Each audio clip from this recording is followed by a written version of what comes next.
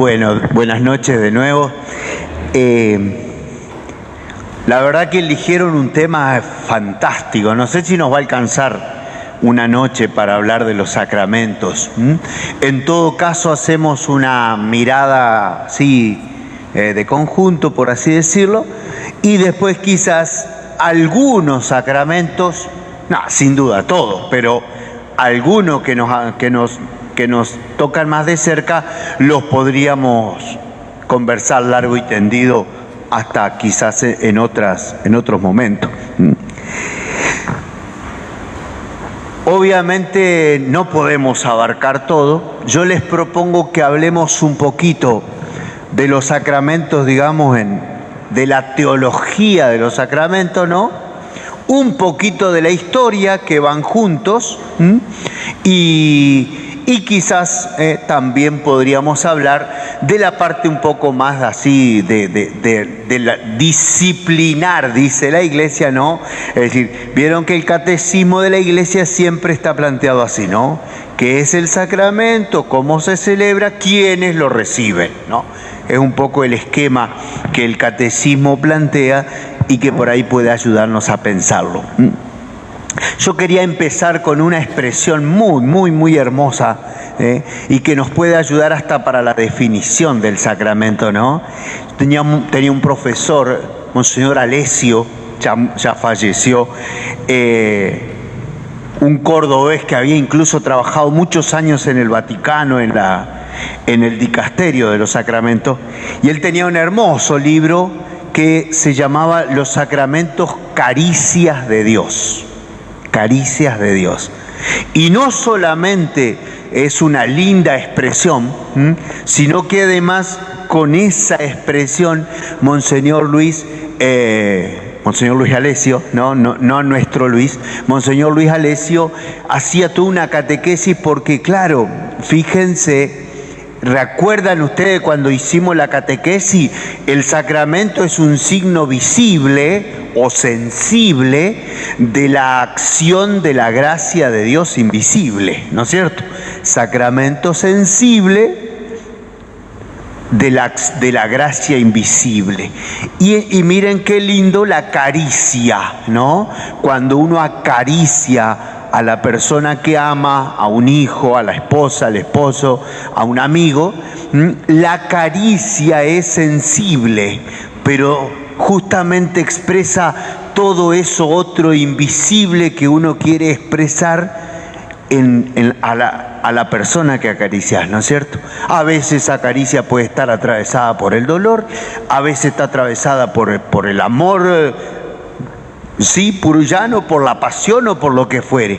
Pero siempre fíjense la caricia entonces como una acción sensible de algo invisible.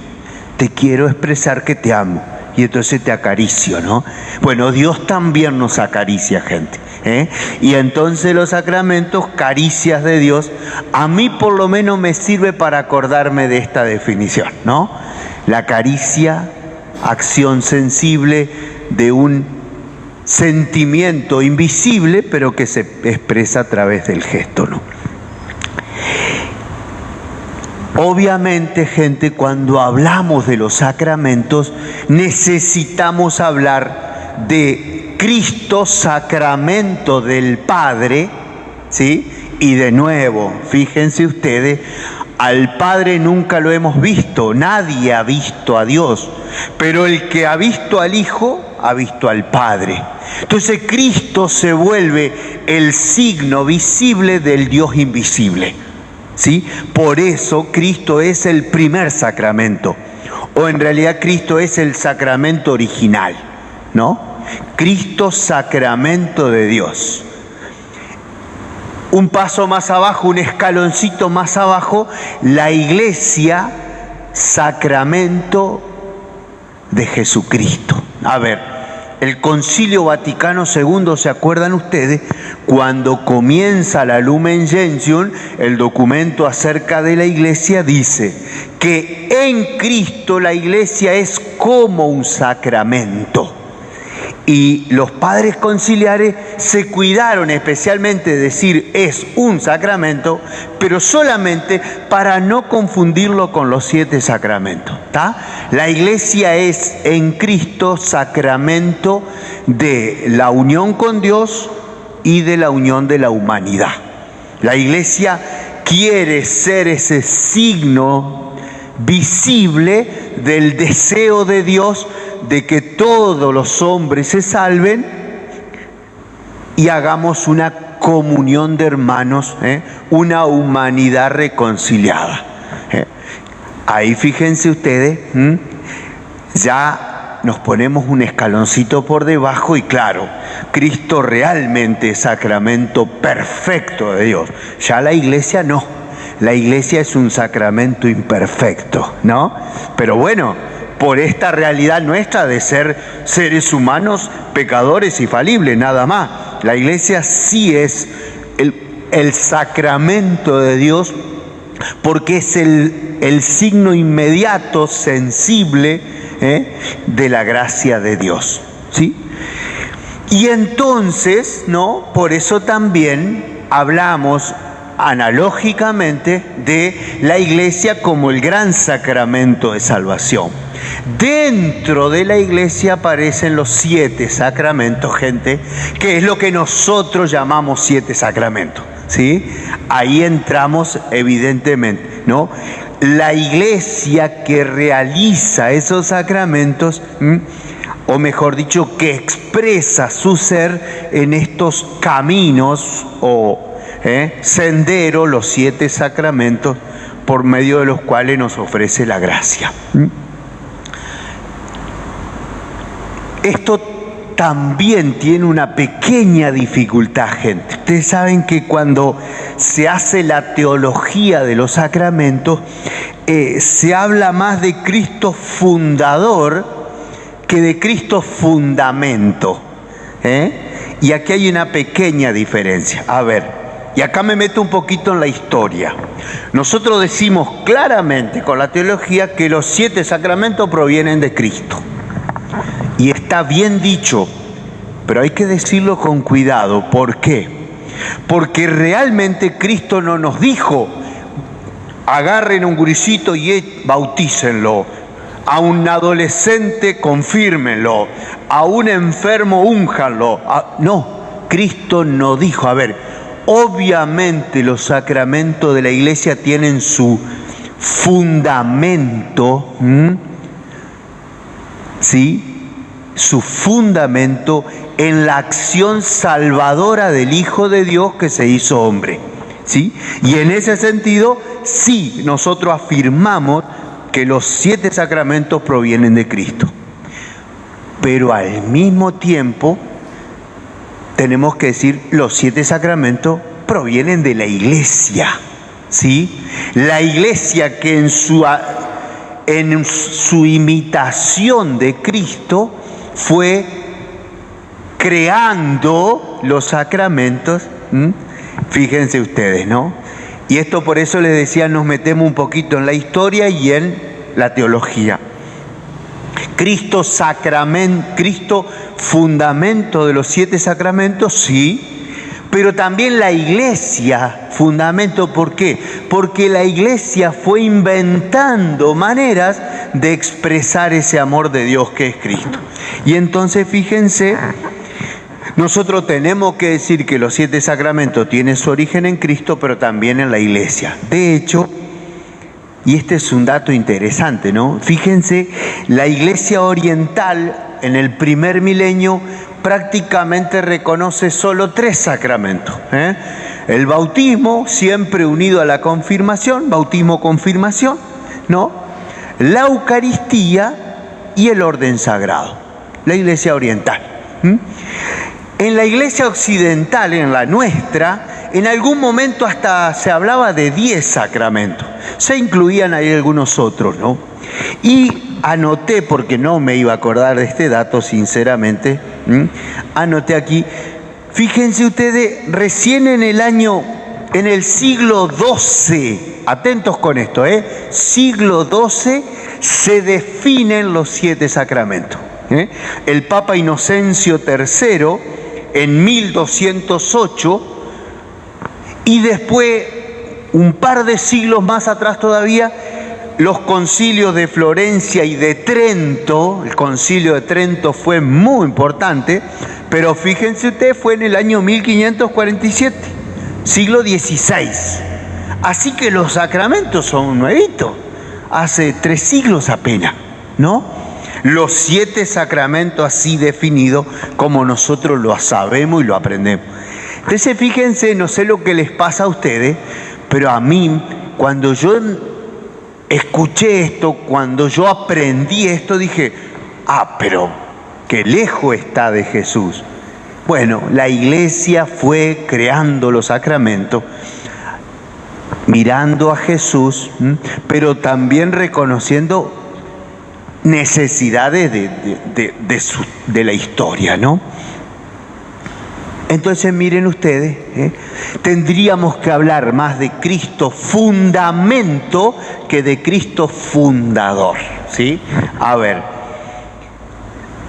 vamos a tomar la unción de los enfermos. Sin duda es un sacramento que tiene, como todo, una profunda base bíblica, ¿sí? De hecho, hay un texto en la carta de Santiago que dice específicamente: si alguno de ustedes está enfermo, llame a los presbíteros y que le oren y que lo unjan, y la oración de la fe sanará al enfermo y sus pecados le serán perdonados. Yo creo que no hay sacramento mejor definido en la palabra de Dios que la unción de los enfermos. Si vamos un poquito antes, en el Evangelio de Marcos aparece que los discípulos enviados por Jesús curan a los enfermos ungiéndolos con aceite. Pero técnicamente no tenemos nunca una unción de Jesús a un enfermo. Sí el toque, sí la saliva, ¿se acuerdan? Pero nunca el aceite asociado a Jesús. Sí aparece, ¿se acuerdan ustedes? El buen samaritano el domingo, cuando unge con aceite al enfermo, pero que en realidad tenía que ver más con las cualidades del aceite, ¿no? Es decir, se ponía aceite en una herida para que no se infectara, ¿sí? Era normal, aceite, y el vino por el alcohol que contenía. Era lo que tenía a mano el hombre como para aliviar las heridas de aquel muchacho apaleado, ¿no? Pero entonces, los sacramentos tienen su fundamento en Cristo y su fundamento eclesial en la necesidad de las personas. Hasta aquí venimos. Entonces, fíjense ustedes, ¿no? Vamos mezclando un poquito de historia y teología. Otro elemento importante a considerar es, fíjense, cómo van surgiendo los sacramentos, ¿no? Es decir, lo que se llama la iniciación cristiana, que obviamente está como mucho más cerca de Jesús: bautismo, confirmación, comunión, o bautismo, comunión, confirmación, como lo hacemos nosotros. Ustedes saben que, por ejemplo, la diócesis de Paraná, hace unos 20 años atrás, dio vuelta a los sacramentos, Es bautismo, confirmación, comunión, en Paraná. Nosotros acá mantenemos esta forma más tradicional de la Iglesia, que de alguna manera también tiene que ver, digamos, con la confirmación asociada al paso social de un niño a la adolescencia o a la vida en sociedad, ¿no? Fíjense, está asociada a la adultez del niño, a un paso antropológico, por así decirlo. Bueno, la Iglesia asocia eso, el sacramento de la confirmación, como un sacramento justamente para dar testimonio de Jesús. La Iglesia ahí, en eso, digamos, hay mucho de fineza espiritual. Y aquí tenemos que decir que uno de los grandes desarrolladores de la teología de los sacramentos es San Agustín, ¿no? Obviamente, como les digo, San Agustín, siglo IV, todavía sin haber definido los 7 sacramentos tal como los conocemos nosotros. Entonces, la iniciación cristiana que aparece ya obviamente desde los orígenes, ¿no? Lo podemos encontrar en las cartas de Pablo, lo podemos encontrar en la primera iglesia donde aparece el bautismo y la confirmación, ¿no? Casi unidos o asociados, recuerden en los Hechos de los Apóstoles se da un hecho muy interesante porque el soldado Cornelio, Hechos 10, ¿no? Cuando Pedro le está hablando de Jesús, reciben el Espíritu Santo antes del bautismo. Y entonces Pedro dice, pero si ya recibieron el Espíritu, ¿cómo no lo vamos a bautizar? También en los Hechos de los Apóstoles, si no me equivoco, en el capítulo 19, está aquel pasaje donde Pablo se encuentra con unos cristianos, fíjense ustedes, ¿no?, que habían sido bautizados con el bautismo de Juan. Probablemente sean unos judeo-cristianos, ¿no? Judíos mesiánicos que habían creído en Jesús, pero que seguían siendo judíos. Y entonces ellos, cuando Pablo les pregunta, dice, ¿pero ustedes qué? ¿Recibieron el Espíritu Santo? Dice, no sabíamos que existía el Espíritu Santo. ¿Y qué bautismo recibieron ustedes? Le dice Pablo. El de Juan, le dice. Entonces Pablo los bautiza y los confirma imponiéndole la mano y reciben el Espíritu Santo, ¿no? Entonces evidentemente, fíjense, estos primeros sacramentos. Obviamente la Eucaristía, y aquí fíjense, habría que hacer también una larga historia de la Eucaristía, pero la Iglesia que celebra la Eucaristía desde los comienzos, recordando la última cena, recordando el mandato de Jesús de realizar en su memoria ese misterio que anticipa su entrega, ¿no? Los sacramentos de la sanación. Entonces, ¿se acuerdan ustedes? Para entendernos, sacramentos de la iniciación, sacramentos de sanación, y ahí tenemos la reconciliación y la unción de los enfermos. También tienen mucha comunicación con el Antiguo Testamento, con el Nuevo Testamento, ¿no? De hecho, los judíos ya tenían la costumbre de cierta confesión comunitaria, sobre todo a veces un judío que había cometido un pecado público, en la sinagoga pedía permiso para pedir perdón, venía, se paraba adelante y le decía, hermano, le quiero pedir perdón a la comunidad porque tal cosa. Eso se trasladó a la iglesia, y también en la carta de Santiago, el versículo siguiente a la unción, dice Santiago, confiésense mutuamente sus pecados para ser sanados, para ser curados. Es decir, habría una confesión comunitaria. Imagínense, las comunidades eran muy pequeñas, entonces era este puñado nuestro, y alguno de ustedes venía a la misa y decía, che, yo necesito pedir perdón porque me maldé tan macana. Y la comunidad lo perdonaba y lo reincorporaba, ¿sí? Lo sanaba con el perdón.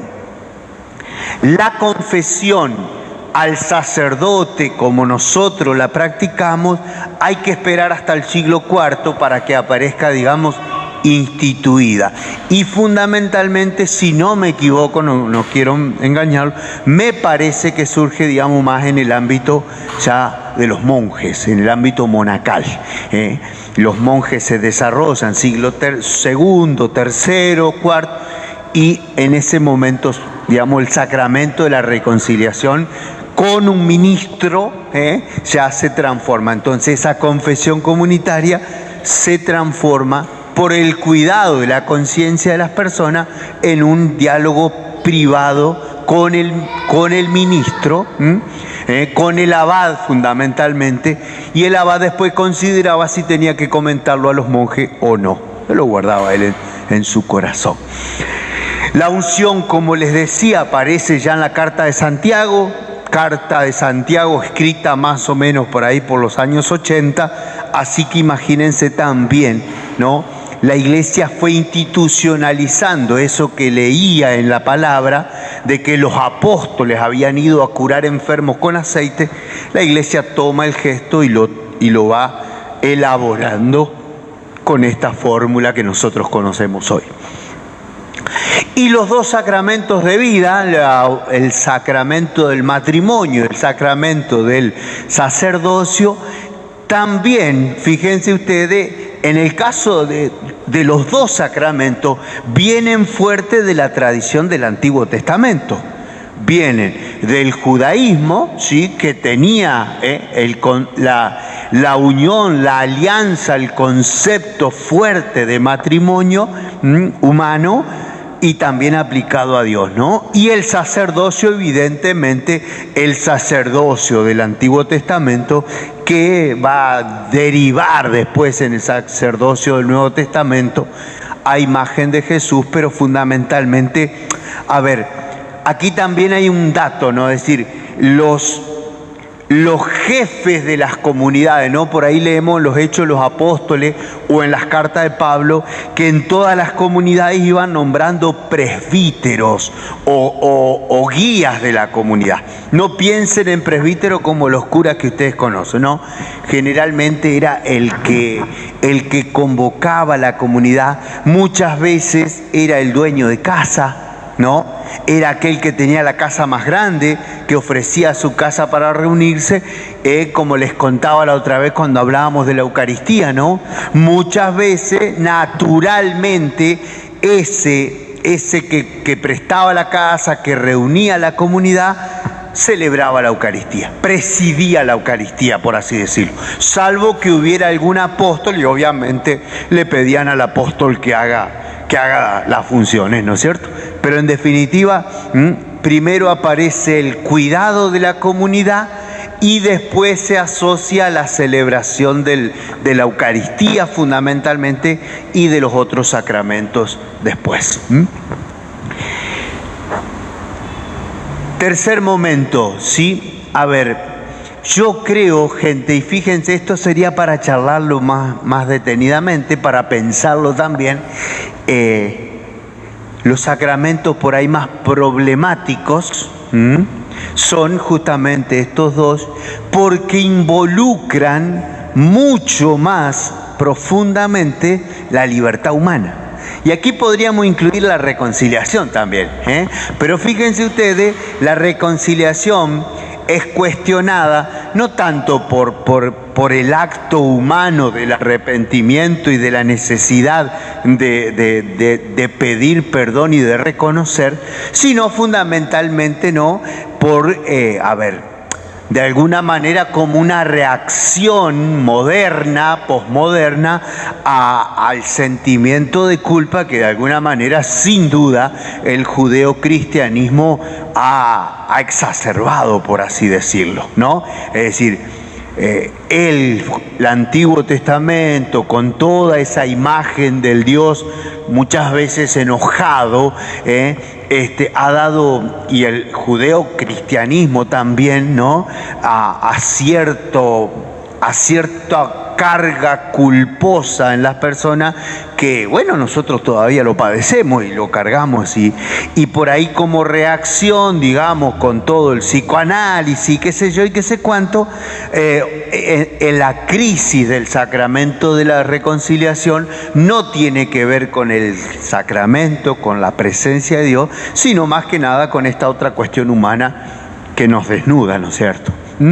Pero les decía, fíjense ustedes, el sacramento del matrimonio y el sacramento del orden sagrado quizás sean los que tienen todavía más aristas abiertas, ¿no?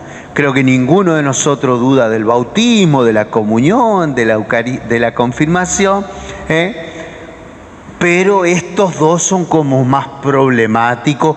No problemático en el sentido malo, sino que todavía generan discusiones y se abre al juego un montón de aspectos, ¿no? Por eso, a ver, si ustedes quieren podemos conversar un poco de esto, es decir, y aquí voy a opinar yo personalmente, creo que en algún momento la teología tiene que revisar el sacramento del matrimonio, fundamentalmente por esta cuestión de del sacramento initerable, por así decirlo, ¿no? Que no se puede repetir, ¿no? A ver, la gran piedra de escándalo del sacramento del matrimonio es de qué manera la teología llegó a afirmar que la gracia que Dios da al sacramento del matrimonio es tan fuerte que se vuelve un sacramento irrompible. Esto es para pensarlo, piénsenlo conmigo. Sí, a ver, la Iglesia dice que el sacramento del matrimonio les concede a ustedes, los casados, una gracia tan fuerte que es irrompible, ¿no es cierto? Y por eso, evidentemente, no se puede repetir. No se apuren a reaccionar. ¿Por qué no hace lo mismo el perdón? ¿Por qué hace 50 años que estoy pidiendo perdón de los mismos pecados y no logro cambiar? ¿Por qué el perdón no tiene esa fuerza? ¿O depende de mí que no me da el cuero para cambiar? ¿Sí? Por eso, fíjense, es un tema apasionante para conversar. A ver, me parece fascinante el sacramento del matrimonio, pero sin duda es la bendición, la consagración divina a un amor humano. Y evidentemente ya hemos demostrado demasiado que ese amor humano no siempre se sostiene, no siempre lucha, no siempre sigue y a veces desaparece y abandona, ¿no? Entonces la pregunta que podemos hacernos es, cuando ya no hay amor humano, ¿sigue habiendo sacramento? Si el sacramento viene a bendecir un amor humano, cuando ese amor humano no está, digo, no se me enojen. Yo digo, también es cierto que ahora ante la primera dificultad abandonamos todos, tampoco eso, ¿no? Pero es interesante para pensarlo, ¿no? Porque fíjense ustedes, vuelvo a decirle, yo voy, me confieso y salgo de ahí 0 kilómetros. Pero a los 10 minutos, no, bueno, al día siguiente ya necesito volver a confesarme, ¿no? Digo, ¿por qué la fuerza del sacramento de la reconciliación no tiene ese mismo poder que tiene el matrimonio de hacerlo invencible? Bueno, no sé. La Iglesia tiene, digo yo, en algún momento la Iglesia tendrá que replantearse esta teología, digamos, porque además, y todos nosotros conocemos amigos que han fracasado en el matrimonio y es un sufrimiento muy feo, muy espantoso, nadie la pasa bien con la separación, con el divorcio, y entonces yo calculo que en algún momento, a ver, de hecho el ejercicio de la nulidad que muchas veces sea, pero ustedes saben que la nulidad se declara, digamos, la nulidad de un matrimonio se declara cuando hay alguna cuestión previa, ¿no? Que hace que la decisión y la libertad de los cónyuges haya estado aminorada, por así decirlo, ¿no? Pero aún así uno pudo haberse casado totalmente libre y conscientemente y después algunas circunstancias de la vida hicieron que ese amor ya no exista. Digo, nosotros las personas abandonamos, cambiamos, ¿qué va a hacer? Somos así. Y entonces en algún momento, bueno, ese amor que sostenía la vida no está más. Y entonces tendríamos que preguntarnos, ¿qué pasa con la gracia? Vuelvo a insistir.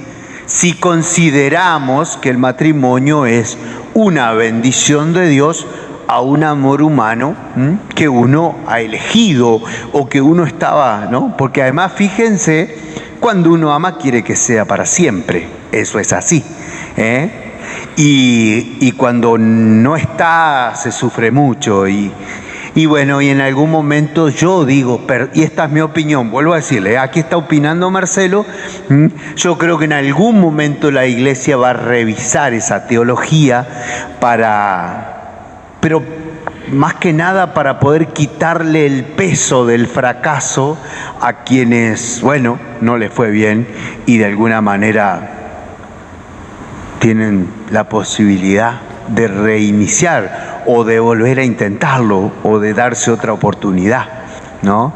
Digo, lo comparo con la reconciliación, comparémoslo con cualquiera de los otros sacramentos, pero fíjense ustedes, ¿no? Para decir que Dios siempre da oportunidades, Dios es el Dios de las oportunidades, Dios es el Dios de la esperanza, ¿no? Hay un escritor español que dice que Dios es el Dios del ojalá. Vieron que nosotros usamos la expresión ojalá. Ojalá que nos vaya bien, ojalá que seamos felices, ojalá que nuestro mundo cambie, ojalá que... Bueno, Dios también es el Dios del ojalá. Y Dios quiere que seamos felices, ¿no? Y eso no significa no luchar. Pero en algún momento hay que reconocer que ese amor ya no está. Y bueno, y después pasa lo que pasa. ¿Sí?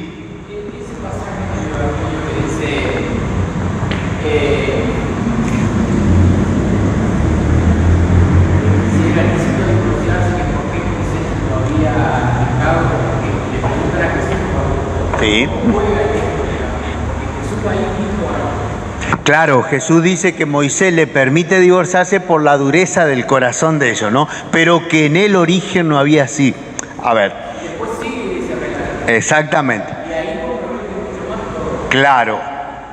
Lo que pasa, José, a ver, los exégetas, los estudiosos de la Biblia, dicen que Jesús no responde a la cuestión del matrimonio, sino que Él dispara el tema para el lado de la igualdad entre el hombre y la mujer. ¿Por qué? Porque en el judaísmo vos te podías divorciar de tu señora, pero tu señora no de vos, ¿no? Es decir, ese era el problema. Es decir, en el judaísmo el hombre podía pedir el divorcio, no la mujer. En el judaísmo del tiempo de Jesús, ¿me entienden? Entonces Jesús dice, ustedes tienen duro el corazón, o Moisés les permitió esto por la dureza del corazón de ustedes, era justamente esto, de la opresión que significaba que la mujer tuviera que aguantárselo hasta que el tipo lo pidiera. Fíjense ustedes, ¿no? Entonces Jesús no respondería, y lo digo entre comillas, porque acá obviamente hay cuestiones de exégesis que me exceden a mí y a ustedes también, ¿no? Jesús no estaría respondiendo al tema del matrimonio, sino al tema de la igualdad fundamental. ¿Qué dice Jesús? Moisés les permitió divorciarse a causa de la dureza del corazón de ustedes, pero en el principio no fue así. No es el matrimonio, sino la igualdad fundamental entre el hombre y la mujer. Si leemos, eso está en el Evangelio de Mateo capítulo 19, ¿no? Que ustedes saben, Mateo es un evangelio escrito para cristianos venidos del judaísmo. ¿Y por qué les digo esto? Porque Marcos y Lucas, que escriben para cristianos de Roma, ellos agregan, si la mujer se divorcia, ¿no? Porque en Roma ya estaba aceptado el divorcio de cualquiera de los dos. ¿Me entienden? Había un plano de igualdad en la legislación romana y los apóstoles lo plantean, ¿no? Por eso es interesantísima la pregunta de José, pero habría que hacer un estudio más serio ahí del sentido de esa palabra. A ver. Claro. Y los apóstoles dicen, si las cosas así, mejor no casarse. Y Jesús le dice, ojo, esto solamente lo pueden entender los que reciben la gracia de Dios, ¿no?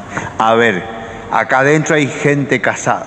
¿Ustedes tienen ganas de dejarse? No, y no se dejarían.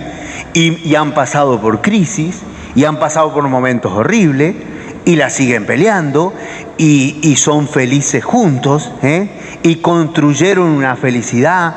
Al principio eran vos y yo, ahora somos nosotros, y es una felicidad distinta. Entonces, es interesante porque Jesús le dice que para vivir el matrimonio es una revelación, es una gracia de Dios, como así también el celibato, ¿se acuerdan, no? El texto que está trayendo a la charla José es fenomenal. Mateo 19, ¿no? Que después deriva, bueno, en esta otra cuestión también del celibato, ¿no? Hay algunos que nacen, otros que son, ¿cómo es que dice Jesús? Otros son eunucos por los hombres y otros lo eligen por el reino, la castidad por el reino, ¿no? Entonces, en definitiva, Jesús está diciendo que esta es una gracia especial que el Padre le da a algunas personas para que vivan felices, ¿no? Y aquí, bueno, obviamente aparecen los distintos caminos de la felicidad. Pero no me quiero quedar solamente con el sacramento de usted, porque usted va a decir, Marcelo dice que el nuestro es el más problemático. El nuestro también es problemático, El sacerdocio también es problemático. Y no solamente por la cuestión del sacerdocio de las mujeres, ¿no? Sino además por las cuestiones que después se fueron agregando al sacerdocio. Ustedes saben que el celibato tal como lo entendemos de los curas hoy, aparece recién en el siglo V o VII, no se ponen de acuerdo los historiadores, ¿no? Y probablemente, y esto es lamentable, ¿no?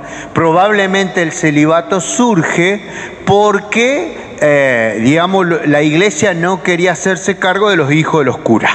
Esa es la realidad, Entonces, por ahí, viene la exigencia del celibato.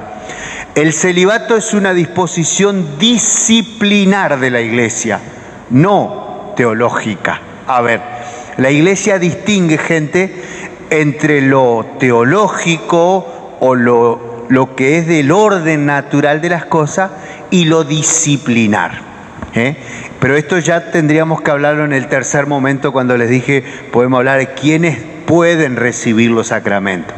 Esa pregunta tiene valor porque algunas cuestiones son disciplinares de la Iglesia, ¿no? A ver, si yo, no sé si ponerme ejemplo, pero digo, yo podría estar celebrando la Eucaristía ilícitamente en algunas situaciones, pero eso es una disposición disciplinar de la Iglesia. Me dice, Marcelo, si vos haces tal cosa, tu misa es ilícita. Pero, y fíjense ustedes, y esto no sé si corresponde que se los diga, no es inválido. A ver si logran ustedes entenderme. Yo puedo estar celebrando la misa en pecado mortal. Vienen ustedes el sábado, el domingo, yo estoy en pecado mortal, subo, celebro la misa y ustedes se van a casa felices y contentos. Esa misa es lícita, pero es inválida. A ver, para mí es inválida. Para ustedes valió porque ustedes vinieron con fe a celebrar y no sabían que el Marcelo estaba en pecado mortal y que, entre comillas, no tendría que haber celebrado. ¿Me entienden? Entonces, fíjense, la Iglesia los salva a ustedes, diciendo, bueno, que Marcelo se haga cargo de su ilicitud, pero para ustedes es totalmente válida la celebración. Fíjense qué lindo, ¿no? A ver, siempre a veces se suele plantear también la pregunta de alguno de ustedes pudo haber sido bautizado o recibido la comunión de un curita que después dejó de ser curita, ¿no? He dicho, pero el padre que me dio el bautismo ya no es más cura. ¿Qué pasa? No pasa nada. Tu sacramento es absolutamente válido en el plan de Dios y en su salvación. No sé por qué me fui para ese lado. Ah, sí, porque no quería dejarlo a ustedes solo en el tema de que el sacramento de ustedes es el más complicado de todo. El nuestro también tiene sus complicaciones. Y fíjense ustedes, vuelvo a decirles, creo que son los sacramentos que más involucran. ¿Por qué? Porque la Iglesia los llama los sacramentos del estado de vida. Y nuestro estado de vida, gracias a Dios, no es un estado muerto, sino un estado vivo. Y por eso vamos y venimos, caemos y nos levantamos. Esta es nuestra realidad. Y por lo tanto estos dos sacramentos van ahí como arrimándole la gracia a un estado de vida que es totalmente fluctuante, como corresponde, como es la vida misma, ¿no es cierto? Che, ¿será que hablé? Ustedes tienen que decirme que corte, yo no me doy cuenta. ¿Alguna pregunta hasta acá? ¿Alguna cosa que yo no haya explicado bien y que ustedes quisieran preguntarla? Este es el momento. Se podría explicar esto mismo, esos planteos que hacen, que cuando dicen me bautizaron, pero yo nadie me preguntó. Ajá. ¿Sacramentos sagrados? ¿Se puede plantear eso? A ver, en el sacramento del bautismo, la fe del que pidió el bautismo sostiene la existencia de ese sacramento. Porque además, como es la puerta de entrada a la fe y la puerta de entrada a la salvación para nosotros, el bautismo, digamos, bueno, siempre depende de otro que lo haya pedido. Porque nosotros hemos sido bautizados chiquitos, digo, salvo que fuéramos un país de misión donde de golpe podemos elegir, ¿no? Pero, a ver, no me preguntaron, ¿sí? Te hicieron un regalo fantástico. Si vos no lo querés usar ahora, es cosa tuya. Digamos, después entra. Por eso, fíjense ustedes, nosotros tenemos la confirmación como momento de confirmar el bautismo, ¿no? Es decir, quiero ser cristiano. A mí mis viejos me trajeron y me bautizaron, no me preguntaron. Tenía 14 días yo, no, 17 días tenía yo cuando me bautizaron. No me preguntaron. Pero después la iglesia me dijo, che Marcelo, ¿vos querés ser cristiano? Sí. Bueno, confirma tu fe, confirmate, ¿sí? Reafirma que estás. Y bueno, ahí tendríamos que preguntarnos, gente, nosotros confirmamos los gurises muy chiquitos, ¿no? 11 años. No sé si nuestros gurises están capacitados a los 11 para tomar una decisión vital así. Eso lo tendríamos que discutir. Hay distintas experiencias en la iglesia. Hasta hace unos años atrás, la gente acá de Corrientes, la diócesis de Goya, confirmaba a los gurises de 17, 18 años. No sé si lo sigue haciendo, pero bueno, parece una edad más adecuada, entre comillas lo digo, como para tomar una decisión de vida. Yo quiero ser cristiano, ¿no? Quiero confirmar ese regalo que me hicieron mis viejos, y entonces yo personalmente elijo este camino. Es un tema, a ver, es interesante también para conversarlo, digo, es decir, el bautismo no se niega a nadie porque Dios quiere que todos los hombres se salven, ¿no? El bautismo, el único caso en el cual nosotros podríamos, no digo negar, sino postergar el bautismo, es que venga un niño que no tenga nadie, que no tenga nadie. Ahí, antes de bautizarlo, le conseguiríamos a alguien que lo quiera acompañar. Pero cuando un niño viene traído por su mamá, por su papá, por su padrino, su madrina, su abuelo, si tiene a alguien que pide la fe para ese gurí, Dios quiere que todos los hombres se salven, ¿no? Entonces, bueno, después nosotros nos enojamos porque el que viene a bautizar a su hijo después no viene a la iglesia. Bueno, ese es otro tema. Ese es otro tema, ¿cierto? ¿Sí?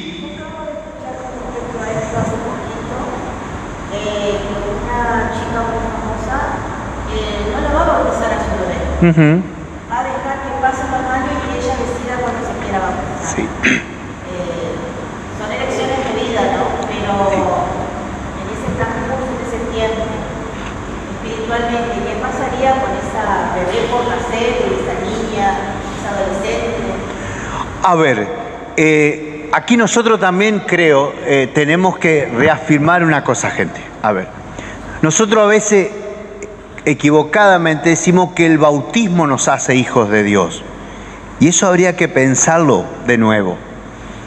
El bautismo reconoce a un hijo de Dios, pero ya somos hijos de Dios por el solo hecho de nacer.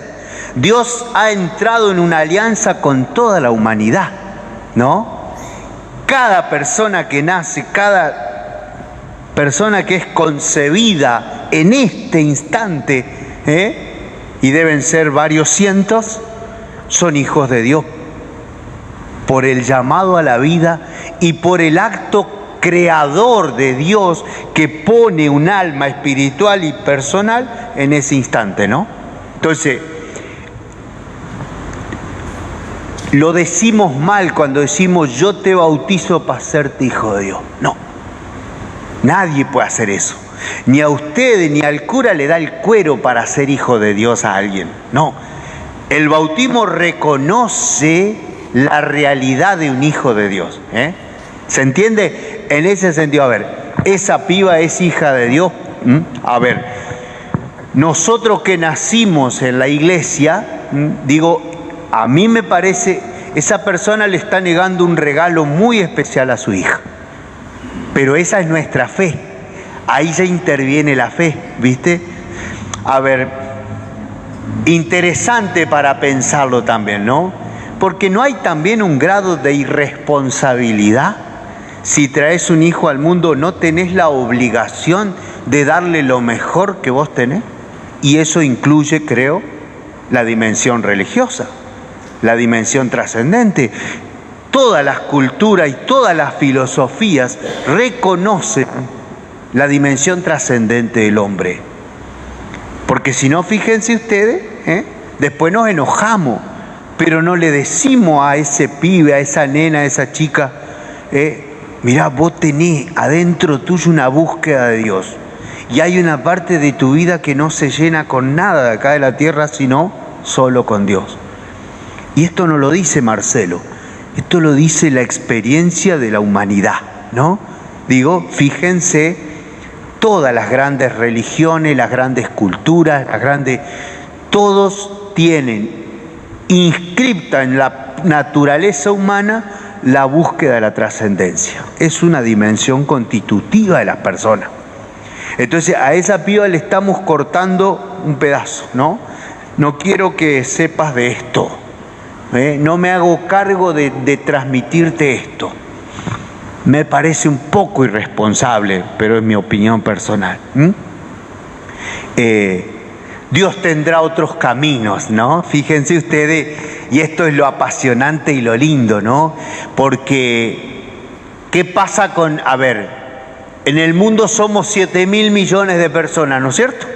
Y más o menos, los cristianos, y engloba todo, cristianos, católicos, evangélicos, cristianos, somos 1.800.000, 1.800 millones. ¿Qué pasa con los otros 6 millones de personas que no conocen a Jesús? ¿No se van a salvar? Fíjense ustedes, ¿no? Obviamente es un tema hermoso, apasionante. Obviamente que Dios tiene otros caminos para salvar a esa gente. Aunque se acuerdan ustedes, allá por el año 91, el Papa Juan Pablo II escribió una encíclica que se llamaba La misión del Redentor, Redentoris Missio. Fue un documento fantástico sobre la misión. Y el Papa dice, seguro que toda la humanidad se va a salvar por caminos que solo Dios conoce.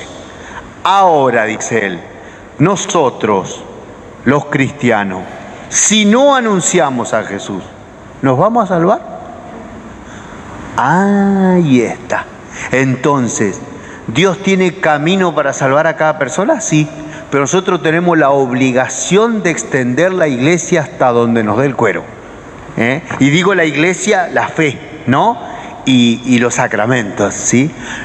Si yo no anuncio a Jesús, ¿me voy a salvar? El negrito del África que no conoce a Jesús se va a salvar, sí. Pero si yo no me esfuerzo por anunciar a Jesús, ¿me voy a salvar? Ajá, ahí se complica la cosa. Digo, interesante para pensarlo también, ¿no? ¿Sí? No sé cómo formularla bien, pero... ¿Cómo sabe? Porque ahora tengo como más duda que certeza, ¿no? Pero a ver, ¿qué plus o cómo espiritualmente o de gracia nos dan los sacramentos entonces? Por ejemplo, el matrimonio. Porque usted planteó algo que es bastante claro, fuerte, porque nosotros creemos que, bueno, que esa bendición, nuestro matrimonio, ese sacramento, nos da una gracia especial para poder mantener nuestro matrimonio, ¿no es cierto? Bueno. Qué lindo lo que dijiste. No es un plus, es la vida de Dios en tu corazón. Eso nos da los sacramentos, la vida de Dios en nuestros corazones. Fíjense, qué impresionante, ¿sí? Los sacramentos son los caminos normales de la gracia de Dios, ¿sí? Para nosotros que estamos en la iglesia, los caminos ordinarios, dice la iglesia, y cuando dice ordinario no es en el sentido que nosotros a veces usamos esa palabra. Los caminos normales de la vida de Dios son los sacramentos. Obviamente la Eucaristía, la reconciliación, los que más usamos, tienen como más fuerza para esto. Entonces, no es solo un plus, Eli, es la vida de Dios en tu vida y en tu esposo que hace que ustedes, como vos dijiste, la luchen, la peleen, es decir, yo no pongo en duda para nada la gracia de Dios. Simplemente lo que los invitaba a pensar era cómo, esa gracia de Dios en algún momento se puede encontrar sin cimientos, sin base. Es como el Evangelio, ¿te acordás? El hombre que construye su casa sobre arena, viene la tormenta y se la lleva puesta, ¿no? Pero no.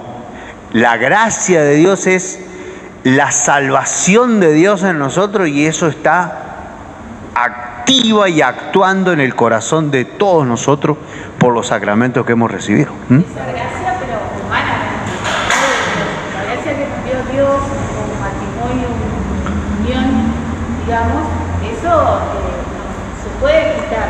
No se... Cuando habla de realizar un matrimonio, digo yo, Ajá.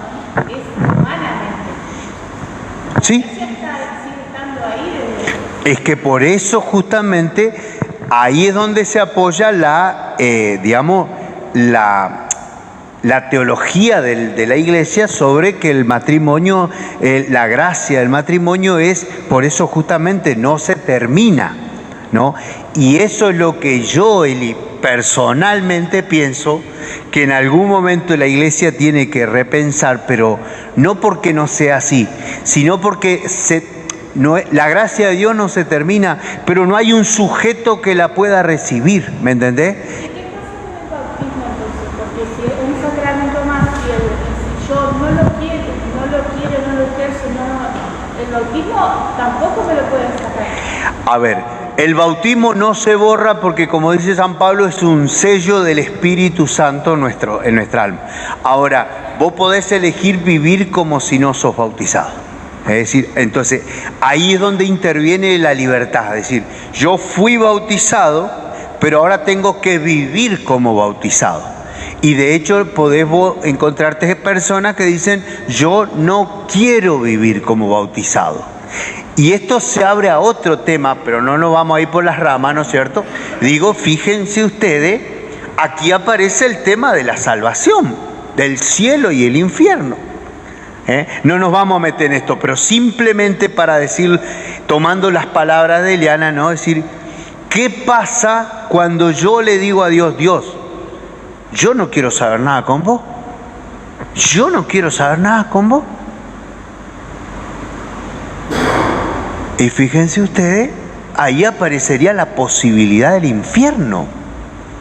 Si yo le digo a Dios, yo no quiero saber nada con vos, yo calculo que Dios se va a destrozar de dolor, pero me va a respetar, me va a dejar ir, me va a dejar vivir sin Él. ¡Wow! El misterio de la libertad, gente, extraordinario, ¿no? Fíjense ustedes, ¿no? Es decir, el infierno existe porque existe la libertad. ¡Wow!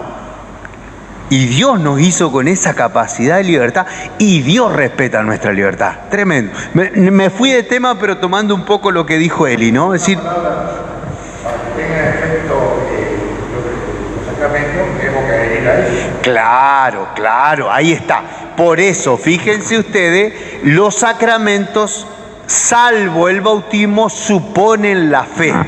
A ver, eso no lo habíamos dicho. Muchas gracias, hermano. Es decir, a ver, en el bautismo se supone la fe del que viene a pedir el bautismo, ¿no? Digo, no sé, viene Nati y José, dice, nosotros queremos bautizar a nuestro hijo, y en la fe de ellos, la iglesia le regala el bautismo a ese otro personaje. Pero bueno, ese personajecito después va a crecer, y ahí interviene, lentamente va interviniendo su libertad, su decisión, su persona. Y ese guricito entonces, después en algún momento dice, a mí mis padres me bautizaron, pero ahora yo le pido a la iglesia el sacramento de la Eucaristía, o le pido a la iglesia el sacramento de la confirmación, o el matrimonio, o la unción, o el perdón, o lo que fuere. ¿Me entiendes? Entonces, claro, el sacramento supone la fe, pero supone que diga, yo recibo la gracia de Dios. Yo quiero recibir la gracia de Dios. En ese sentido supone la fe. Y evidentemente nos da la gracia, pero supone la fe. ¿Por qué? Porque ya supone que uno ha entrado, digamos, en la economía de la salvación, diría San Pablo, ¿no? En la economía de la salvación, es decir, en que Dios tiene un plan, por eso me buscó a través de mis padres, pero ahora ya me busca a mí para establecer una relación personal. Y fíjense de nuevo, ahí aparece también la posibilidad de que yo le diga que no.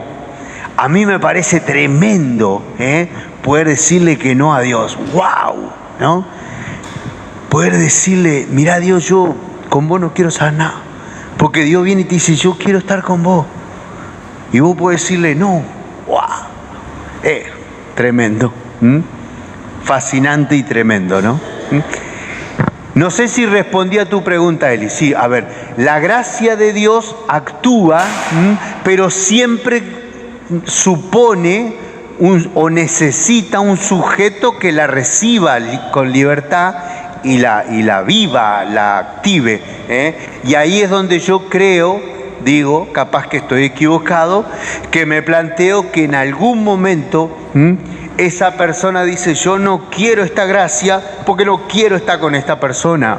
Yo no quiero esta gracia porque no me interesa sostener un vínculo con esta persona, un vínculo humano, ¿no? Entonces como que la gracia te queda mirando diciendo, ¿y qué hago con vos? Y pasa que es difícil porque es por superponer gracia. ¿Sí? Y por ejemplo, si se separan y la otra persona, alguna de las dos personas que sí sigue creyendo. Sí. Cuando dice el padre que el hombre... Que el hombre no separe lo que Dios abrió. Ajá, sí. ¿Y qué pasa con la persona? Bueno, la persona esa tiene que tiene que ser fiel a sí misma, ¿no?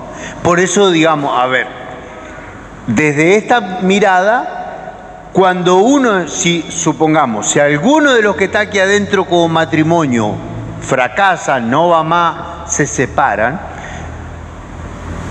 deberían quedarse solos, según San Pablo. ¿Se acuerdan? San Pablo, carta a los Corintios, capítulo 7, Pablo les dice, lo mejor es que se queden solos. Pero, dice Pablo, si alguno de ustedes, por necesidad y para no ser atacado por el demonio, búsquese una persona, búsquese otra persona, para no arder en el deseo, no sé qué, toda una explicación de San Pablo. Si quieren la leen después, primera carta a los Corintios capítulo 7, una pregunta que le hacen a Pablo, ¿no es cierto? Pablo dice, a mí me gustaría que todos ustedes permanezcan célibes como yo, pero no se los puedo exigir, dice Pablo, se los comento nomás. Entonces, digamos, si vos realmente decís, yo recibí la gracia, y esa gracia está en vos, aunque no esté al lado tuyo la otra persona, sería lo ideal, porque vos tenés que permanecer fiel a Dios y a vos misma, aunque no esté el otro, ¿cierto? Pero bueno, ¿qué pasa cuando después de unos años uno necesita humanamente el sostén y el acompañamiento y todo esto de otra persona? Este es el planteo que nosotros, la Iglesia, tendrá que hacerse en algún momento. Me parece que, digamos, tiene el sacramento de la Iglesia y no lo civil. Porque para mí lo normal era primero lo civil y después la Iglesia. No, ahora durante muchos años fue así, pero por una cuestión, digamos, de acuerdos entre el Estado y la Iglesia. Son dos realidades totalmente distintas y por lo tanto se pueden vivir totalmente distintas, ¿no? Nosotros no podemos exigirle a una pareja que esté casada por civil para unirse en matrimonio delante de Dios. Y bueno, ustedes ya saben que también, muchas parejas están casadas ante la ley por distintas circunstancias, por la obra social o para... Sí. Y sí, lamentablemente. Y no está el sacramento ahí, porque son dos planos totalmente distintos. Hasta lo que vos decís es así, ¿no? Hasta hace 30 años atrás no se podía imaginar un casamiento en iglesia sin el civil. Hoy sí, y viceversa, ¿no es cierto? Si una de las parejas no tiene los sacramentos, ¿todo realmente es familia o implica primero que hay alguno que puede ser que no sea bautizado o algo? Con el bautismo de uno de los dos cónyuges se alcanza para hacer el casamiento, ¿no? Se hace lo que se llama un casamiento de mixta religión. Vos católica con un no bautizado o con un no católico, ¿no? Puede ser que él sea judío, no está bautizado en la iglesia, y se hace un casamiento de mixta religión. Aquí nos metimos en el tema, la práctica de la iglesia muchas veces era, venían a casarse, decía, vos tenés la confirmación, no, ya te vamos a confirmar antes, lo confirmaban, le daban la comunión, todo. No, digamos, técnicamente para el sacramento del matrimonio se necesita uno de los dos cónyuges bautizados. Con eso alcanzaría, lo digo entre comillas, ¿no? Normalmente los curas le ofrecemos celebrar los sacramentos después o antes o en el mismo momento, pero digamos, eso ya es una cuestión de práctica religiosa, ¿sí? Digamos, ya el cura ve un posible feligrés y lo trae para la bolsa. Vení para acá, vení para acá, a la bolsa vos también, ¿no es cierto? Pero con uno de los dos bautizados ya bastaría para la celebración del sacramento. Fíjense qué lindo, porque de nuevo volvemos a lo que decía Eli, ¿no? Ahí ya la gracia encuentra un sustento en el bautismo de uno de los dos miembros, pero los abarca a los dos. Es muy interesante. Por ahí nosotros tenemos una imagen muy materialista de las cosas, y sin embargo el espíritu actúa como quiere y donde quiere, ¿no? Pero bueno, intentamos entender realidades espirituales a partir de nuestras experiencias, acá, y lo decimos como nos sale. En el bautismo se recibe la incorporación a la iglesia como instrumento de salvación querido por Dios. El bautismo te mete en la iglesia para que vivas como hija de Dios, pero en la iglesia, ¿no? Es decir, a ver, te reconoce como hija, te dice, Eli, vos sos una hija de Dios. No porque yo te lo dé, sino porque Dios te lo dio. Y te mete en la iglesia para que vivas esa realidad como creyente, como cristiana.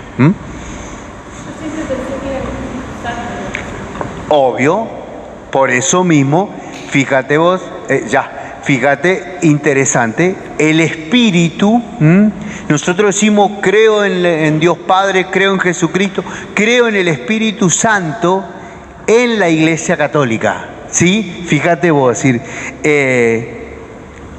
creemos en la acción de Dios que obra en la Iglesia como ámbito querido por Dios. ¿Por qué Dios quiso la iglesia que tenemos? No lo sé, pero sí es el Espíritu Santo que te hace vivir como hija, porque ya lo eras, ¿no? Pero que hay una decisión de tu padre, de tu madre, de tus padrinos, de que vos vivas como hija de Dios. Y por medio del Espíritu y la incorporación a la iglesia como ámbito de la salvación. Sí. ¿Por qué un matrimonio divorciado se prohíbe ¿Por qué el matrimonio divorciado? No, la comunión se prohíbe cuando hay un nuevo matrimonio. A ver, el derecho tiene una expresión muy horrible, pero que es así. Se dice cuando uno atenta a un nuevo matrimonio. Y atentar significa estar con otra persona. A ver, atentar matrimonio es horrible la expresión, perdónemela, ¿no? Pero digamos, a ver, vos dejaste a la persona con la que te casaste y te fuiste a vivir con otra, ¿no? Es decir, cuando se da la convivencia de hecho con otra persona, ahí, digamos, habría una dificultad para comulgar. ¿Por qué? Porque vos estás... A ver, yo te tendría que pedir que vos dejes a la persona con la que estás para poder comulgar. ¿Por qué? Porque si no, no se puede remover el pecado para que vos puedas comulgar. ¿Entendés? Yo te tendría que decir, mirá, vos te podés separar de tu mujer, pero no te juntes con otra persona, porque si no ya no podés comulgar. Hasta tanto eso no suceda, la comunión sigue siendo posible. Marcelo, ¿podría definir bien el sacramento del matrimonio como para que todos aprendamos, sepamos y no ir como costumbre a casarnos con esto como todos nos mandan, o como usarlo como sacramento, como herramienta para sacrar el matrimonio? El sacramento del matrimonio es pedirle a Dios que bendiga el amor que ustedes ya fueron construyendo y que lo blinde con su amor. Digamos, mira Dios, nos amamos, pero somos los dos flojos, somos frágiles. Entonces venía a blindarnos con tu amor porque queremos estar juntos toda la vida. Eso es el sacramento del matrimonio. Por eso le decía, es decir, el sacramento del matrimonio es una gracia que Dios da para que ese amor humano, que es flojo, que es frágil, que es pecador, sea por eso mismo. Y está buenísimo cuando José nos citaba el Evangelio de San Mateo, ¿no? Lo que Dios pensó en el comienzo, en el principio no fue así, dice Jesús. Dios nos pensó justamente, ¿no?, en un plano de una igualdad sana, vital, con la otra persona, con Dios, con la creación, ¿no? Toda la armonía con la que Dios nos había pensado y que el pecado rompe, ¿no? Y ahí es donde, fíjense ustedes, habla de la dureza del corazón. Yo me creo más que vos y entonces me puedo divorciar de vos. Esa es la dureza del corazón. Yo me creo más que vos, cuando en realidad en el origen Dios nos pensó tan iguales que no había vergüenza. ¿Se acuerdan? Adán y Eva andaban desnudos, pero no sentían vergüenza. No sentían vergüenza porque ninguno le hacía sentir al otro que era menos o que era objeto. La vergüenza tiene que ver con esto, con el disminuirnos, sentirnos menos que el otro y avergonzarnos. Ahí está. El plan de Dios era perfecto y nosotros con el pecado lo embarramos, pero no lo arruinamos. Por eso hay que seguir luchando, ¿eh? El plan de Dios sigue adelante, ¿eh? Aunque, ¿sí? Ustedes saben que en algún momento Santo Tomás y los franciscanos discutían y se preguntaban si Cristo hubiera venido al mundo igual aunque el hombre no hubiera pecado. Y Santo Tomás dice, no podemos imaginar eso. Es decir, la realidad es que Cristo vino al mundo porque el hombre pecó, ¿sí? Santo Tomás, un genio. Pero los franciscanos decían que Cristo hubiera venido igual al mundo para mostrarle al hombre una mejor manera de vivir, ¿eh? Que aunque no hubiéramos pecado, Cristo se hubiera hecho hombre igual para mostrarle al hombre el plan que Dios tenía, una vida plena, una vida perfecta, ¿no? Interesante las dos posturas, obviamente. En la teología católica se impuso la de Santo Tomás porque es así, porque el Hijo del Hombre se hizo hombre, el Hijo de Dios se hizo hombre para salvarnos del pecado, sí. Pero es interesante, justo hoy que celebramos a San Buenaventura y todos estos grandes teólogos franciscanos iban por este otro camino, que Cristo hubiera venido a enseñarnos a vivir como Dios nos pensó. Qué interesante. No, tenés razón. Che, son las 10:20. Yo sigo hablando, pero por ustedes, nomás por los tiempos de ustedes.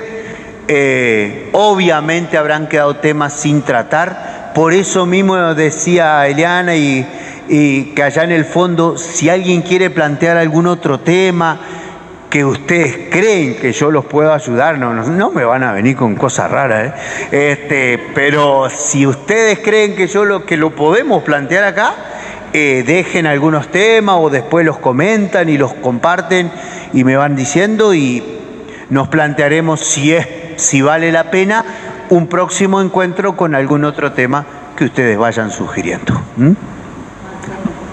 ¿Qué pasa en un matrimonio que después de un tiempo de casado, uno de los dos no quiere tener hijos? No quiere tener hijos. A ver, en el sacramento, digamos, el fin, cuando se van a casar los gurises, capaz que alguno de ustedes se debe acordar, gente, el sacerdote les habla de que el matrimonio tiene dos fines. El fin unitivo y procreativo, ¿no? Es decir, unitivo, la unión de las dos personas, el amor, la felicidad de las dos personas, y el fin procreativo. Y el sacerdote antes del casamiento le pregunta si están de acuerdo con eso. Obviamente, si alguien no lo quiere hacer, no lo va a decir, ¿no? Pero incluso, digo, sería una causa de nulidad matrimonial esa situación. Si de golpe viene alguien y me dice, mirá, padre, yo hace 3 años que estoy casado y mi esposa o mi esposo no quiere tener hijo, él me dice o ella me dice que desde nunca quiso, pero bueno, mintió cuando nos fuimos a casar, mintió, ahí habría una causa de nulidad. ¿Por qué? Porque el matrimonio no cumpliría con una de las dos finalidades que Dios pensó, ¿no? Ahí está, exactamente. Entonces ese podría ser una causa, ese matrimonio es nulo porque uno de los dos fines no estaba en el plan de una de las personas. Sí. Y otra pregunta de otro sacramento. ¿Por qué siempre se le da en la escuela o en la catequesis familiar tan poca importancia en cuanto a padres, del sacramento de la reconciliación?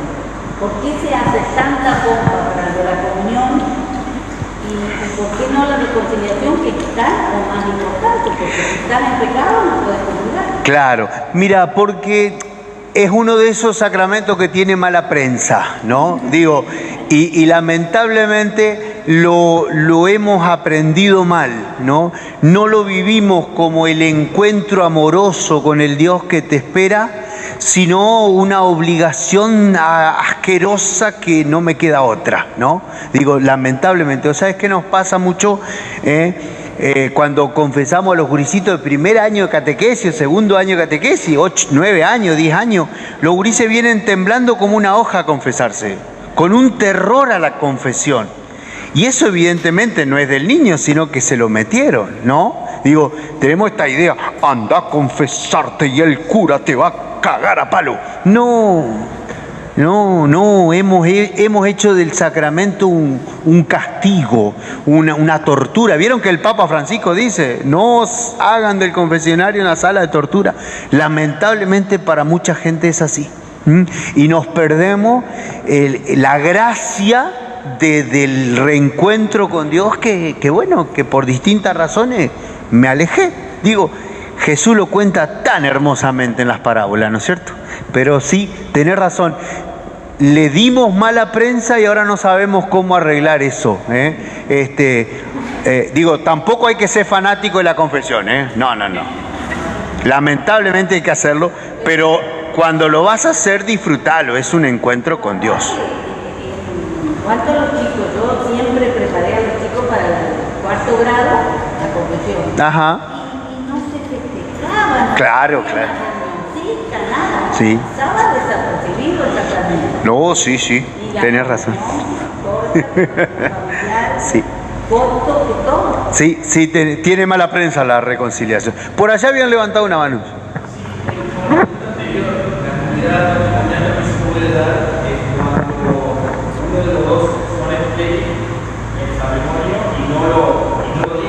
Ajá. Sí, esa. Pero ahí en ese caso porque habría engaño, digamos. A ver, si yo soy estéril, pero no se lo digo a mi pareja porque me va a dejar, digamos, eso se considera en el derecho canónico el dolo, el engaño, ¿no es cierto? Distinto que yo se lo diga, mira, yo no puedo tener hijos, y vos decís, yo quiero casarme con vos igual, listo. Ese matrimonio va para el cielo derecho, Pero sí, cualquier circunstancia de engaño sería una causa de nulidad, porque obviamente, ¿cómo? Si yo me casé con vos y habíamos hablado de tener guris y vos me decías que sí, vos ya sabías que no es. Distinto que no lo sepa, ¿no? Digo, tiene que haber el conocimiento de una situación. Yo sé que soy estéril, pero no te lo dije porque vos me ibas a dejar, ¿no? Entonces te engañé, te oculté una parte de mi verdad. Bueno, ahí habría una cuestión también de... Bueno.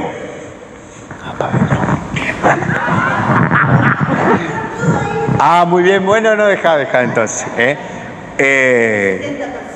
Mirá vos, bueno, cerramos aquí, así se van a casa, pues son 10:30, y volvemos a encontrarnos prontamente en otro espacio de este parecido, con otro tema, o quizás usted me diga, no, hay que seguir hablando de los sacramentos porque te olvidaste de hablar de esto.